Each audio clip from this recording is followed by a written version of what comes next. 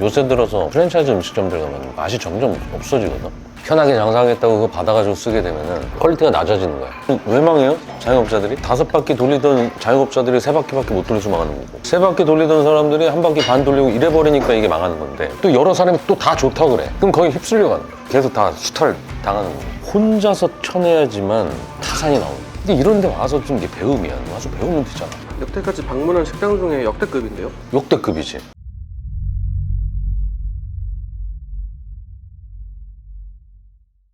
대표님, 그 오늘 여긴 어떤 식당인가요? 경북 김천에 와 있죠. 지금 포사이공이라고 하는 쌀국수 집이에요. 베트남이 길잖아. 아, 위아래로? 네, 엄청 길어요. 그래서 북쪽에는 하노이식 쌀국수가 있고, 아, 밑에는 호치민이라고 하는 남부를 대표하는 도시인데, 그 호치민이 원래 이름이 사이공이었어. 그래서 사이공에 대한 좀 자부심이 좀 있는 것 같아, 내가 볼 때는. 호치민식 그 동네 스타일의 쌀국수집을 포사이공, 포가 쌀국수라는 뜻이니까. 그러면은 하노이식 쌀국수도 우리나라에 들어왔어요? 하노이식 쌀국수도 있지. 그럼 그게 다르구나. 같은 베트남 쌀국수여도. 아무튼 이곳이 어쨌든 나는 쌀국수로서 초보 창업자들이 생존을 하려면 이런 걸 해야 된다. 제가 얼핏 기억하기로 예전에 대표님 막 쌀국수집 프랜차이즈도 운영해 보신 적이 있다고 하죠? 쌀국수 브랜드도 운영을 했었죠. 그 전에 했던 브랜드가 김밥 브랜드였거든. 근데 김밥 브랜드가 하면서 난 너무 억울했거든. 김밥이라고 하는 거는 되게 간편식으로 사람들이 생각을 한단 말이에요. 그렇죠. 근데 중요한 건 김 비싸지, 쌀 비싸지, 야채 넣어야 되지, 햄 넣어야 되지, 고기 넣어야 되지. 그때 내가 한 것도 프리미엄 김밥이었는데, 아니 5,000원을 받아도 원가가 뭐 2,000원이 넘어가니까 아무리 싸게 공급을 한다고 해도 들어가는 원재료 값이 너무 높은데 또 김밥이니까 금액을 못 받아. 또 5,000원도 되게 좀 부담스럽게. 맞아, 김밥 5,000원이라고 좀 부담스럽잖아. 근데 쌀국수 5,000원이라고 뭔 생각 들어요? 싸다는 느낌 들잖아. 그때 내가 충격을 본 거야, 쌀국수를. 근데 쌀국수 위에 그 살짝 고명 좀 올리고 나서 그걸 막 포메인 이런 데 가면 얼마 받았어, 옛날에. 지금은 더 올랐지만 그때도 10,000원 받았다고. 쌀국수 브랜드를 해야겠다. 이렇게 된 거야. 잔치국수 이런 거랑 비교해봐도 재료 구성은 크게 다르진 않은 것 같은데. 그치, 근데 잔치국수로 가게 되면 또 우리는 국수 싸다는 느낌이잖아. 베트남 쌀국수 하면 어떤 느낌이에요? 외국 음식이고 뭔가 좀 어디 가서 먹는 것 같고. 그러니까 사람들의 인식의 차이가 거기 있는 거야. 김밥 원가는 막 40%가 넘어가고 막 하는데 베트남 쌀국수 원가는 20%대로 끝나니까 일단 장사하는 사람이 살지. 헐, 대박. 이게 좀 반세오라고 하는 이 베트남식 부침개야, 부침개. 말씀하신 게 약간 느껴지는 게 다 되게 신선하고 특식처럼 느껴지긴 하는데 재료 구성이나 이런 게 아예 처음 보는 건 아니긴 하네요. 그렇지. 쌀국수 먹으러 와서도 술은 시키시네요. 이게 우리가 진짜 잘못 생각하는 게, 우리 베트남이나 뭐 어디 필리핀을 가든 어디 동남아 가면 뭐 줘? 다 맥주랑 같이 먹잖아. 근데 우리나라만 유독 술하고 같이 안 먹잖아. 이 문화가 바뀌어야 된다니까. 근데 약간 안주로 먹기 좋은 맛이긴 하다, 생각해보니까. 그치, 완전 조금 매콤하기도 하고. 맥주 이름이 싸이공이에요. 맛도 좀 독특하다. 이거 먹어봐, 이거. 짜죠. 이거 약간 군만두 같은데요? 베트남식 만두잖아. 맛있지 않아? 엄청 맛있어요. 튀김옷이 되게 얇고 바삭해가지고 식감은 만두보다 오히려 더 좋은 것 같은데. 고수 드시나요? 얘 고수는 무조건 있어야 된다. 대표님 제 거에도 드시면 어떡해요? 그래? 이 쌀국수가 일단 기본적으로 다이어트 음식이야. 그래요? 건강하고 일단 칼로리 자체가 낮아. 요즘은 점심 때는 모든 직장인들이나 일반 사람들이 칼로리 낮은 걸 먹는다. 쌀국수가 좀 더 원가율에서 되게 유리하다 그랬잖아요. 본식집에서 쌀떡볶이, 밀떡볶이 중에 쌀떡볶이가 비싸잖아요. 그래서 쌀국수가 더 비쌀 줄 알았는데 아닌가 보네요. 베트남 겉면이 아니라 여주 쌀면으로 하면 비쌀 거야. 어차피 그 겉면도 그 베트남 쪽에서는 다 서민들이 먹는 음식이니까 원가가 높을 수가 없죠. 요새 들어서 프랜차이즈 음식점들 가면 맛이 점점 없어지거든. 그게 뭐냐면 육수를 끓여. 근데 그거를 공급을 해야 돼. 그럼 육수를 끓여서 그거를 공급할 수 있게 뭐 농축을 하든지 해가지고 한단 말이지. 근데 처음에는 맛이 잡혀있던 것도 시간이 지나면 이게 공장 원가들이 올라간다고. 그러니까 품질이 낮아져요. 그럼 예를 들면 육수 공급이 됐어, 뭐 소스나 이런 게 됐어. 근데 그런 것들이 다 공급 물품에 들어가 있단 말이야. 그러다 보니까 브랜드 처음 생겼을 땐 맛있다가도 점점 더 가맹점 공급가가 높아지니까 퀄리티가 낮아지는 거야. 근데 여기 이런 데 같은 경우는 우리는 항상 생각을 해야 되는 게 한우거든? 사골 육수 얘기. 근데 한우 사골이라고 해도 우리가 시장 가서 사잖아. 그럼 키로에 10,000원도 안 해. 한 7, 8천 할 거야. 그 한우 사골로 우려냈으면 맛이 있어 없어. 맛있죠. 거기다가 이 고기도 직접 삶아가지고 넣으니까 좋잖아요. 따로 다 조리돼가지고 막 해가지고 기름기 싹 빠져서 온 게 아니라 아예 여기서 조리를 해서 하다 보니까 퀄리티 자체가 차원이 틀린 거예요. 저도 서울의 유명한 베트남 쌀국수 집에서 먹어봤던 거랑 맛이 되게 달라요. 완전 다르지. 사람들의 입맛은 점점 더 고급화가 되는데 주머니 사정은 점점 가벼워져. 그래서 재료는 좋은 걸 쓰면서 만들어야 그 입맛을 채워주는 거고 이것저것 다 유통거품 돼 있는 거 편하게 장사하겠다고 그거 받아가지고 쓰게 되면은 쌀국수 브랜드 뭐 10,000원에 파는 집도 원가 보면 막 40%씩 해. 비쌀 이유가 없는 음식이거든. 조리 난이도도 그렇게 높진 않나 보네요. 지금 이 메뉴 전체 하는데 지금 혼자 사시잖아. 홀 한 명, 주방 한 명 이렇게. 그치. 들어가는 거예요. 약간 가게 첫인상이 되게 베트남 현지 식당 온 것 같다 이런 느낌이었거든요. 그래서 여기 인테리어가 되게 베트남 쌀국수 집에 잘 어울리게 된 것 같으면서도 막 대대적으로 뜯어고친 인테리어 느낌은 또 아닌데 여기 인테리어 얼마 정도 들었을까요? 이 집이 일본식 식당 하다 망한 자리야. 약간 바닥 타일이 좀 그 느낌이긴 하다. 바닥도 이제 다 돼 있잖아. 여기 권리금 1,000,000원 주고 해줬다고. 지금 이거 노란색으로 칠했잖아. 이거 직접 할 수도 있는 거야. 100만 원 정도면은 이거 칠하잖아. 거기다 위에다가 지금 이 풀떼기 이런 거 하고 포스터 붙이고 돈 얼마 들었겠어요 이게? 돈 200도 안 들여가지고 인테리어를 하는 거라고. 베트남 쌀국수집 하는데 뭐 되게 휘황찬란해야지 가요 우리가? 이 정도만 돼도 괜찮잖아. 그 먹지만 말고 좀 술도 좀 먹어가면서 이렇게. 너무 맛있다. 진짜 공복이라서. 내가 볼 때는 원가율은 25%가 안 될 거야. 대표님 시키셔가지고 모르는데 여기 지금 저희 메뉴별로 금액 어느 정도? 근데 지금 7,900원, 반스가 8,000원, 분짜 8,900원. 와, 난 진짜 놀라운 게 이 정도 맛에 이 정도 가격? 서울에 오면 내가 볼 때 무조건 2,000원씩 더 올려도 돼. 그럼 원가는 더 낮아지고 대신에 미리 육수도 좀 끓여놔야 되고 이 반새우 들어가는 뭐 돼지고기도 좀 이게 양념도 좀 해놔야 되고 준비는 해놔야 되겠지. 근데 중요한 건 우리가 처음부터 막 그냥 쉽게 창업해? 초보들이 들어가는 가게들이 대단한 상권이고 막 회전율을 미친 듯이 돌릴 수 있는 그런 데라면 어느 정도 다 전처리가 돼 있고 이것들 받아서 하는 게 맞을 수도 있겠지. 근데 요즘 왜 망해요? 자영업자들이? 옛날에 5바퀴 돌리던 자영업자들이 3바퀴밖에 못 돌려서 망하는 거고 3바퀴 돌리던 사람들이 1바퀴 반 돌리고 이래버리니까 이게 망하는 건데 회전율이 중요한 게 아니라 한 테이블 받아도 적절한 마진을 가져야 되고 대신 먹는 사람 입장에서도 퀄리티가 좋아야 되잖아. 그리고 이게 먹어봐서 알지만 이게 막 특별한 날 먹는 그런 느낌은 아니잖아. 응? 그러니까 난 동네에서 권리금 한 1, 2천 정도 된 거 좀 인수해가지고 직접 저기 가서 좀 가르쳐 달라고 해가지고 좀 얼마나 좋아. 근데 지금도 미친 듯이 막 뭐 인스타그램에다가 무슨 뭐 대박이 뭐 어쩌고 저쩌고 여기는 2천 팔잖아 1,000만 원 가져가. 여태까지 방문한 식당 중에 역대급인데요? 역대급이지. 보니까 사장님 사진이 붙어 있는데 사장님이 현지 분이신가 봐요. 그렇지. 안 사장님께서 현지 분이시고. 근데 재밌는 거는 이 좋은 아이템을 이 외식 브랜드 기업에서 사업화를 시키는 과정에서 맥도날드식으로다가 공정화를 시킨 거야. 원래 이 베트남 쌀국수는 지금 메뉴가 많잖아요. 네. 이거 다 혼자 해. 그거 알아? 우리나라 백반집 아주머니들 보면은 30개 메뉴를 혼자 다 하잖아. 네. 똑같아. 이 많은 메뉴를 그냥 물 흐르듯이 그냥 계속해서 내는 거지. MOE가 옛날에 잘 나가다가 왜 지금 그 주춤하고 막 도태가 됐냐면 공정이 다 다른 거야. 쌀국수 공정이 따로 있고 분짜 공정이 따로 있고 이런 고기 써는 공정이 있고 육수 하는 공정이 이러다 보니까 매장 하나를 하는데 어쨌든 우리가 사람이 4명이 가가지고 쌀국수 2개랑 반새우 하나랑 분짜 하나랑 뭐 짜주 주세요 이러면은 그 공정별 인원들이 동시에 조리를 해가지고 따다닥 해서 나가야 됐다고. 그러면 그렇게 주문이 들어오고 사람들로 많이 붐빌 만한 사이즈로다가 하는 사람들한테는 그 공정이 필요할지 모르지만 우리 같은 경우는 아니잖아. 혼자서 쳐내야지만 타산이 나오는 거야. 근데 메뉴들 보면은 되게 다채롭고 신선하긴 한데 조리 난이도가 막 엄청 높을 것 같진 않아요. 우리 이거 뭐야 어디야 뭐 역전 칼국수집 이런 거 하면 비슷하면 네. 응? 잘 먹네. 근데 이거 진짜 맛있네요. 공복이라 그런 것도 있는데 쌀국수가 그러면 계절 타거나 그런 음식은 아니에요? 안 타죠. 차갑게 먹는 면도 있고 따뜻하게 먹는 면류도 있고 해서 다채롭게 먹으면 되긴 하겠네요. 계절별로. 그러니까 쌀국수는 요즘 그런 게 있다. 옛날에는 좀 젊은 층들이 막 찾아가서 먹는 아이템이었으면은 요즘은 어르신들도 해장하러 와. 그만큼 많이 대중화가 됐고 맛에 대한 이해도가 좀 높아졌다. 그래도 말씀하신 것처럼 유명한 베트남 식당 프랜차이즈가 몇 개 있잖아요. 뭐 이미 뭐 레드오션이 돼버렸다거나 뭐 그런 아이템은 아닌가요? 집객 상권이라고 이제 집객 상권. 내가 지금 송파 문정도에 살고 있는데 잠실 롯데월드 타워에서 가서 먹을 수 있죠. 거기 집객이 되는 거지. 근데 중요한 건 우리 동네에는 막 그렇게 거대한 건 없더라도 쌀국수 먹고 싶을 수 있잖아.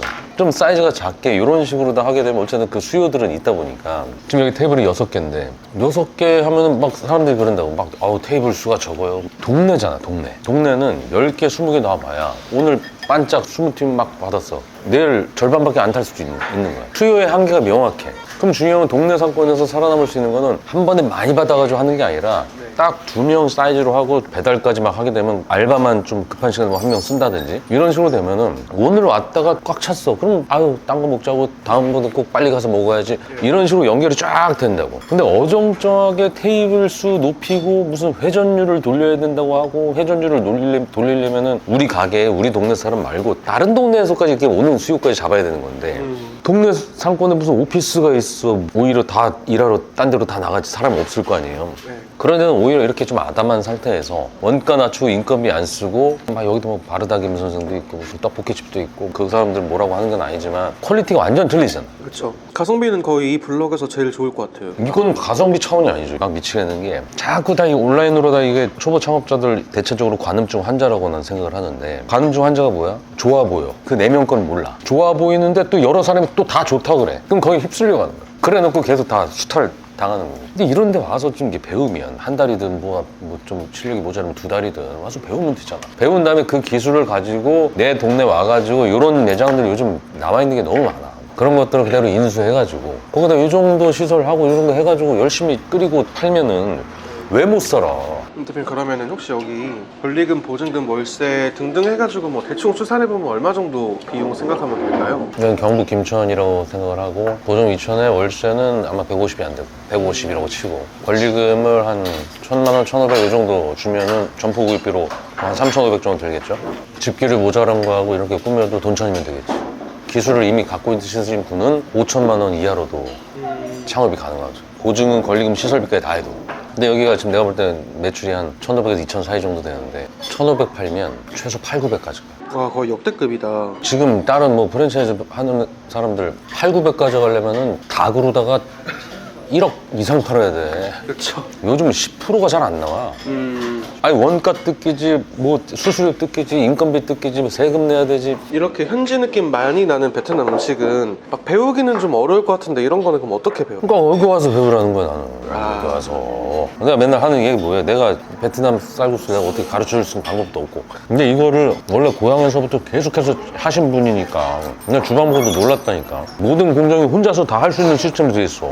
근데 우리 무슨 시스템이 있어? 우리는 그냥 혼자서 그냥 할 수 있게 편리하게 해놓고 그냥 장사하면 되는 거 아니에요? 근데 궁금한 게 있는데 제가 근처를 한 바퀴 쭉 돌아봤거든요. 공실이 너무 많은 거예요. 그러니까 임대 부통이 너무 많은데 그냥 김천 혁신도시야. 여기는 그냥 무덤이야 무덤.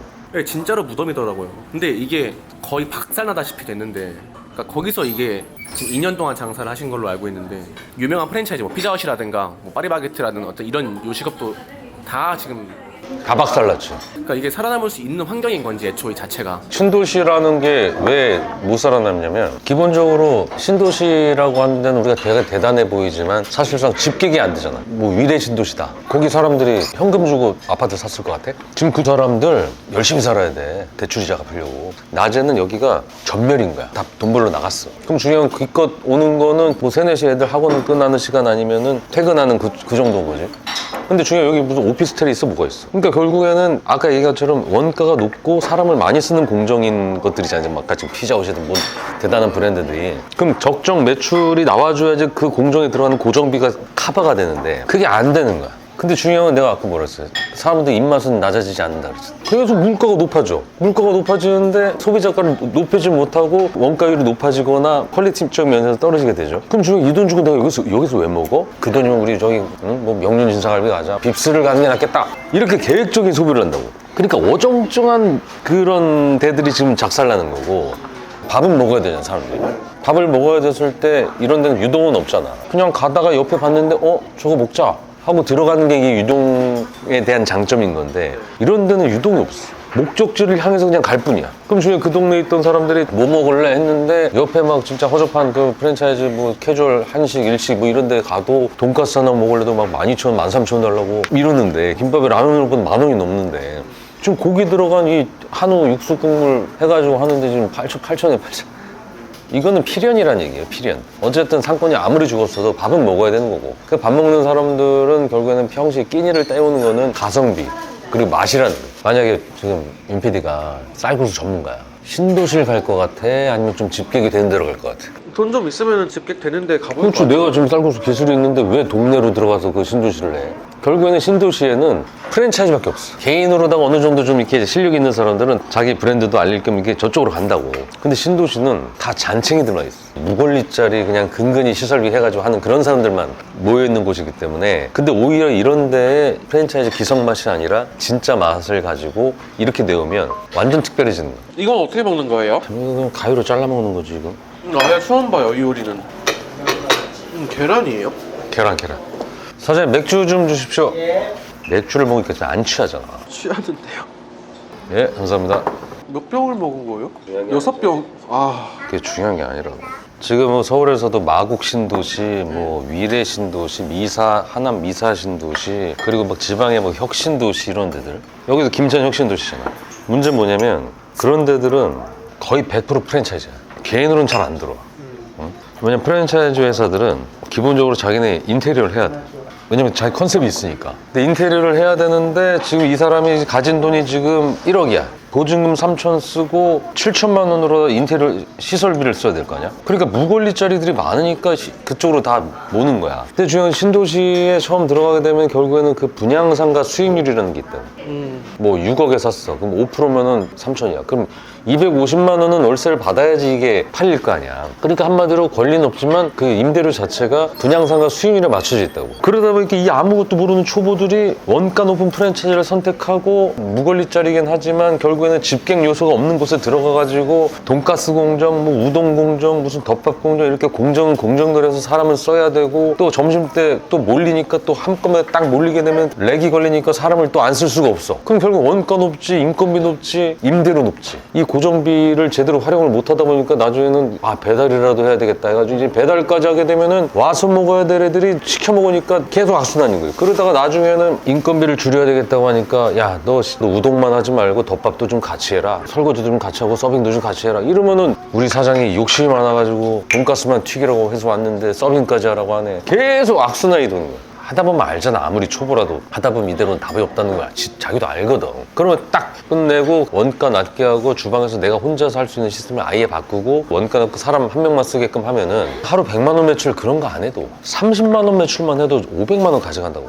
그날 장사가 안 돼서 손해를 받으라도 그냥 내 인건비 손해보는 거잖아. 대표님 그 평소에 가능하면은 주류를 곁들일 수 있는 이런 전략을 되게 중요하게 생각하시잖아요. 여기는 주류 같은 거를 좀 잘 곁들일 수 있는 아이템인가요? 아니야. 이런 데는 주류 하면 안 돼. 대표님 근데 지금 옆에 술병 6개 있잖아요. 이건 반주야. 반주. 그러니까 난 항상 얘기하는 게 초보 창업자들이 꾸준한 창업이 되기 위해선 노동 강도를 생각해야 돼. 네. 점심때 장사를 하려면 네. 아침 최소 10시에 나와야 될 거 아니야. 네. 그럼 10시에 나왔어. 그럼 저녁 장사를 하면은 적어도 내 입장에서는 8시 정각에 하면 좀 정없어 보이니까 한 8시 15분 정도에는 마지막 오다를 받고 내일 장사 해야 되니까. 그치 8시 15분 장사 접고 정리하고 집에 가면 이 9시라는 시간이 네. 그래도 늦은 저녁을 먹을 수 있는 시간은 돼. 난 그게 되게 중요하다고 생각하거든. 왜냐면 그래야 충전이 되잖아, 사람이. 단 가족이 없는 사람이다. 내가 지금 애도 없고 막 와이프도 없어. 나 같으면은 8시 15분에 마무리하는 건 맞는데 9시에 딱 문 걸어 잠그고 배달 킬 것 같아. 새벽 2시까지. 밤 새벽에는 식사 파는 데들이 다 문을 닫아. 그 신도시는 더 그러겠죠. 그렇지. 밤에 먹는 게 헤비하지 않게 먹고 싶은 사람도 있잖아. 그때부터는 나 혼자서 쌀국수하고 이런 것들을 해가지고 배달을 하는 거야. 생각을 해봐요. 원가가 높고 인건비가 높으면 배달을 하면 안 되거든. 아, 근데 원가가 낮아. 25%야. 배달 관련된 비용을 30%를 줘도 45%가 남잖아. 그럼 쌀국수하고 분짜하고 뭐 이렇게 세트로 해가지고 3만 원짜리를 팔게 되면은 13,000원 남는 거 아니야. 한 건 갔을 때 13,000원 정도 되는 거를 10건에서 20건을 했다. 그럼 10건이면 13만 원이고 20건이면 26만 원 아니에요? 그 시간은 쌀국수를 먹고 싶어서 시키는 게 아니라 그 시간에 켜져 있는 밥집이 이거라서 이걸 시키는 거거든. 수요가 확장되는 개념이야. 야, 뭐가 배달되냐? 근데 다른 배달되는 건 막 뭐 3, 4만 원짜리 무슨 닭도리탕 있고 무슨 치킨 뭐 찜닭 뭐 2만 5천 원, 3만 뭐 이런 것들 이렇게 있는데 이거는 가볍잖아. 그쵸. 그래서 나는 이런 작은 상권에서는 점심 저녁 해가지고 하루 평균 한 5, 60 정도 해가지고 한 1,500에서 2,000 정도 팔고 밤에 배달을 해 원가 낮은 걸로 배달을 하게 되면은 확실하게 이건 종잣돈을 모을 수가 있어요.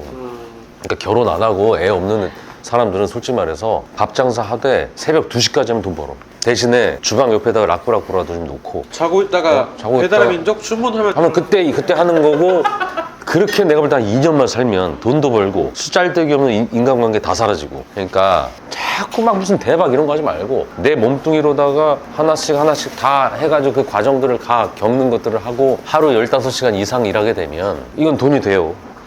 그렇게 했으면 좋겠습니다.